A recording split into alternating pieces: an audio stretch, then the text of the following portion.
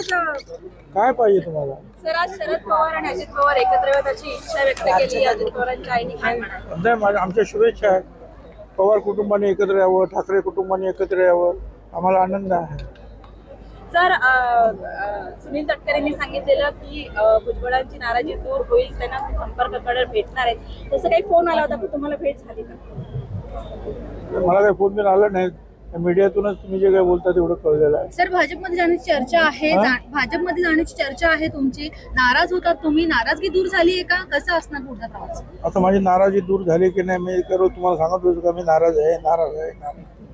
आणि कोण बघणार हे तुमचं हे सगळं? मग लोक म्हणतील हे तर काय बघून झाला ते तुमचा हा चॅनल बंद करून टाका काय, त्यामुळे तो विषय सोडून द्या. दुसरा महत्त्वाचा प्रश्न असा की धनंजय मुंडे यांचं मंत्रिपद जाण्याची शक्यता आहे. ते मंत्रिपद तुम्हाला मिळणार आहे?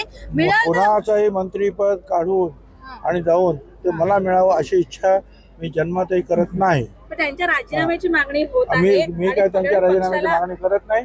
की जे काही चौकशी ते होईल आणि जे काही करायचं ते मुख्यमंत्री आहेत, उपमुख्यमंत्री आहेत आणि जे काही चौकशी आहे ते पाहतील काय करायचं.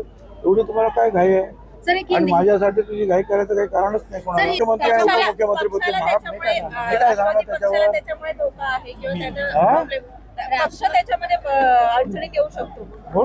राष्ट्रवादी पक्ष त्याच्यामध्ये ते आता ते अजितदादा पाहतील ना.